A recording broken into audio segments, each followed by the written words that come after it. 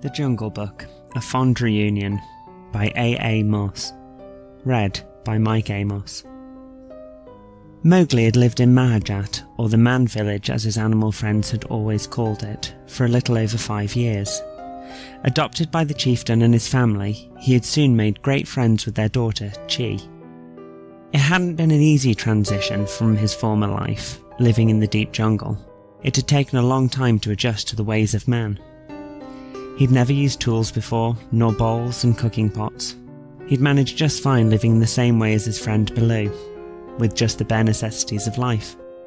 In time, he'd learned though, and these days he was quite skilled in the use of tools. The chieftain had taken him aside on a number of occasions to tell him how impressed he was that Mowgli had become such a valued member of the tribe. He was a skilled fisherman and was confident when it came to taking care of the crops and domestic animals which the tribe kept. He would take the chieftain's goats to fresh new grazing places every day, warming himself in the sunlight and pondering about what dinner might be, while still keeping an attentive ear to the sound of the jungle, lest some opportunistic predator who was especially partial to goat happened to pass by. Yes, the years had passed by gently. There'd been a few members of the tribe who were a little hesitant at first to welcome the wild boy into their midst, but most of them had made him feel welcome. The others, seeing the affection which their chieftain held towards him, had been won over in time. He had gained so much of the chieftain's trust, in fact, that these days he also tended to his adoptive father's chickens and crops, as well as his prized goats. He would often bring treats back for the flock in the form of the forage, fruits, nuts, and sweet juicy tubers which he gathered while goat herding. In return for his consideration, the chickens provided his family with a plentiful supply of eggs, enough so that they could be exchanged with other tribal members for useful things like clay pots, a keen-edged flint-bladed fishing knife, bone hooks, or woven line. One time, he had even received a beautiful woven basket to help him carry back his foraged finds. Truthfully, and despite his initial misgivings, he had found living amongst his own kind to be both peaceful and fulfilling. Unfortunately, this was about to change. On the morning in question, Mowgli had just finished feeding the chickens and checking the cornfield. He collected his lunch and full water skin, safely secured in a clean piece of cloth courtesy of his new mother. She prepared his lunch every morning, and it never failed to bring a smile to his face. It was nice to be part of a family, and he already felt comfortable calling them Mom, Dad, and Sister, just as if he had spent his whole life living as part of the tribe. He had loved his animal family too, of course, but being with his own kind, he felt more than ever before as if he belonged. He made his way over to the goat enclosure, a square space surrounded by cut and stacked thorn bushes, but as he entered, he could feel that something just wasn't right. He quickly checked the herd, once, twice, and a third time just to make sure that his eyes weren't deceiving him. Arabella was missing. A pure white goat with long black ears, Arabella was usually the easiest one to spot in amongst the jostling herd. He quickly scanned the boundary line to see if he could locate where she had managed to get through. He couldn't find any obvious weak points, but a little goat whose hide was as thick as her legs were strong could still push their way through if they were determined enough. Mowgli searched for over an hour, but still could find no sign of his wayward charge. Heart sinking, he decided to take the rest of the flock out to graze, in the hopes that Arabella would hear them and find her way back to him. He refused to entertain the little voice which told him that she may not be alive in order to hear them. Resolutely, he shoved it to the very back of his mind, where he didn't have to listen to it anymore. But as the day wore on, Arabella didn't hear them, and she didn't find her way back to the flock. At last, the sun began to descend across the sky. Glumly, Mowgli set the herd for home, and after a short distance, he stumbled upon something that no goat herd ever wanted to find. Large animal tracks marked deep furrows into the path in front of him. Unmistakably those of a large tiger, although none had been seen in the area for years, not since that last terrible encounter with Shere Khan. But it couldn't be, could it? Shere Khan was miles away now. Surely he wouldn't dare return to the place of his ultimate defeat. One thing that Mowgli did know for sure was that he needed help. He hadn't used his ability to speak with the animals for some time, but it wasn't something he'd thought he'd ever likely forget. Taking a deep breath, he called out to the forest and then sat back to wait. Before long, he heard noises in the undergrowth. Out into the clearing walked his old friends and mentors, Bagheera and Baloo. "How goes it, little britches?" asked Baloo with a grin, while Bagheera just raised a questioning eyebrow. Mowgli ran over to greet his friends, throwing his arms around the neck of each of them in turn and hugging them tightly. He hadn't realised just how much he'd missed their company. For a few precious minutes, it was as if nothing had ever changed, as if he had never left his wild jungle home for the company of his own kind. He wanted to ask them all kinds of questions about what had been happening in his absence, but that would have to wait as the sun was dipping ever lower towards the canopy. He stepped back, worry about Arabella reasserting itself at the forefront of his mind. "Is Shere Khan back?" he asked, feeling his heart tighten painfully, as Bagheera dropped his gaze to the ground rather than meeting his eyes. "I'd heard rumours," he confirmed with a frown. "Baggy, and you never even told me," Baloo exclaimed, shooting a disgruntled look at his friend. "Well, they were only sketchy rumours at best. I wanted to be certain before raising the alarm and letting panic loose," Bagheera exclaimed, patient as ever. Baloo seemed a little mollified at that and scratched his head in thought for a moment before turning back to Mowgli. "What makes you ask, little britches? Have you heard rumours too?"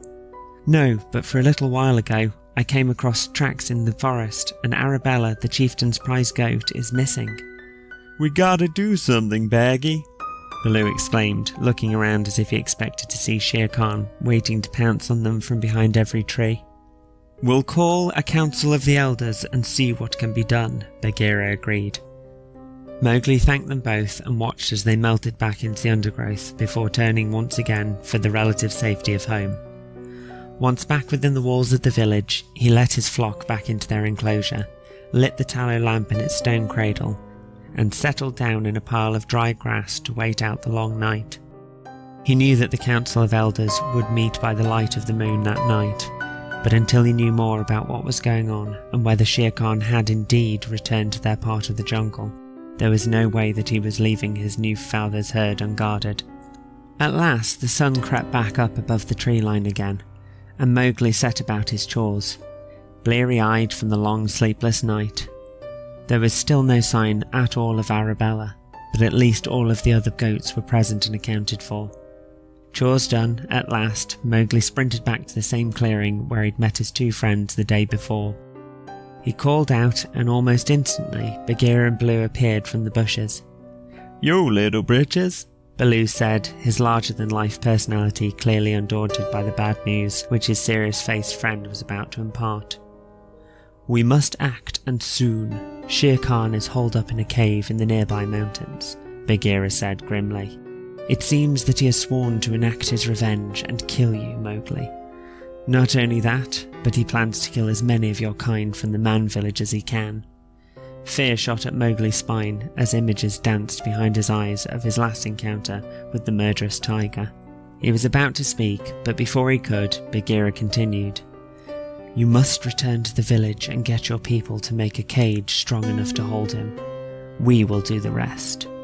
"But how are you going to catch him?" Mowgli asked, fear for his friend's safety overriding all else. "We have come up with a plan to trap him in the cave, but once we do so, we will need your man friends to drive him into the cage so that he can't escape." He then told Mowgli exactly where the cave was located before finishing with, "You must hurry, Mowgli. There isn't much time." "Consider it done," Mowgli promised, before running from the clearing to seek out the chieftain and explain what was needed.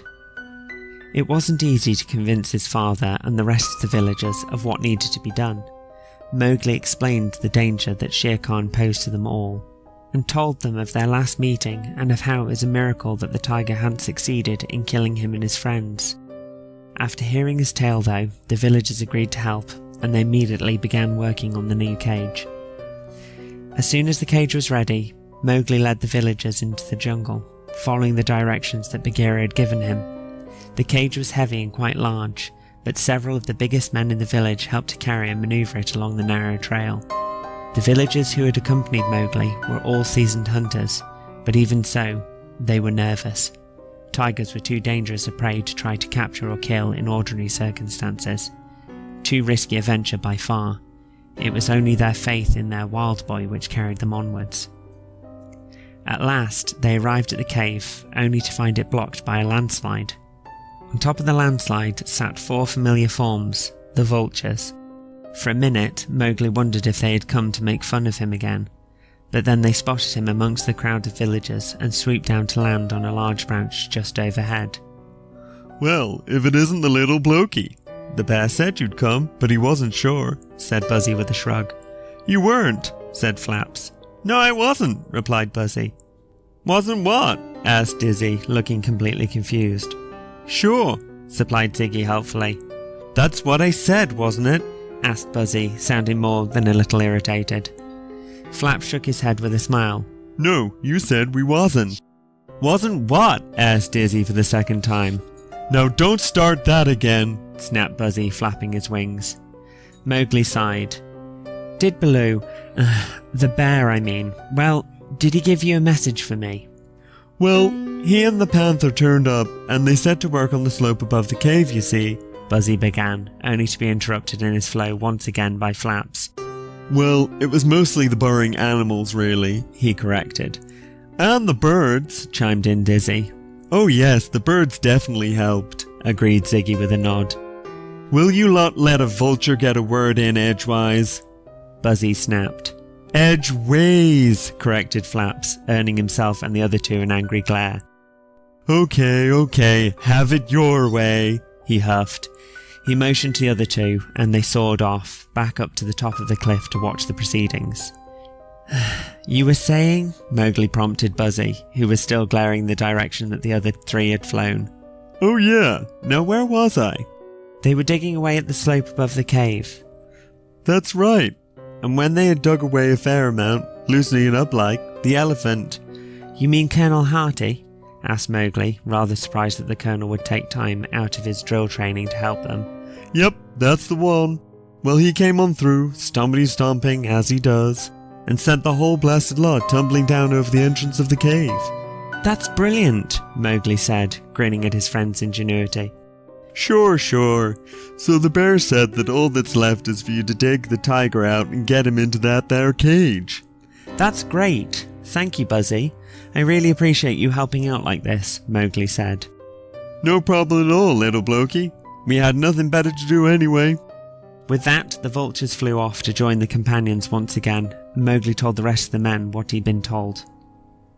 The villagers dug away at the scree until they had made a small opening in the debris, not large enough for the tiger to come through, but big enough to get the cage into place. Once the cage was secured and the door levered open, the man set back to digging, widening the hole bit by bit. Suddenly, a loud roar sounded from within the cave, and a giant shape hurtled from the darkness and straight into the waiting cage. Yellow and black, with a fire-scarred tail, Shere Khan, the great tiger, was captured. The chieftain decreed that the tiger be transported to a far distant nature reserve, where he would live out his days and be prevented from harming anyone ever again. The village, Mowgli, and all of the jungle animals were now safe again. Knowing that the animals had once again helped to rid the jungle of Shere Khan, the villagers were happy to settle back into a harmonious coexistence with those that inhabited the same jungle that they did. A few days later, early one morning, Mowgli was preparing to take the goats back out to graze again. He felt much safer now, knowing that Shere Khan was never coming back again. As he led the goats from the enclosure and into the jungle, he suddenly heard a rustling, and a soft whisper reached his ears. "Psst! Mowgli!" a voice whispered from within the dense foliage at the side of the trail. Mowgli recognized the voice immediately. "Is that you, Baloo?" he asked, already knowing the answer to his question. Sure enough, moments later, Baloo emerged from the bushes. "Hey, Baloo!" Mowgli hugged his friend again. "Hey yourself, little britches!" Baloo grinned, pulling a rope from behind his back. He handed it to Mowgli. Following the line of the rope, Mowgli was met with the familiar white face and black ears of Arabella. "Arabella!" Mowgli cried. He had never expected to see the little goat again. He ran forward and hugged her, much to the little goat's surprise and confusion. "I found her wandering and lost in the deep forest. She didn't know the way back." With a wink, Baloo turned to leave again. "Wait, Baloo," Mowgli called. Baloo turned and looked back at his friend. "Let's not leave it so long before we speak again this time, okay?" Sure thing, little britches. Baloo grinned broadly. "I'd like to be a part of both of my families from here on out." That sounds like a very sensible plan. He turned and walked off into the jungle again, whistling a very familiar tune.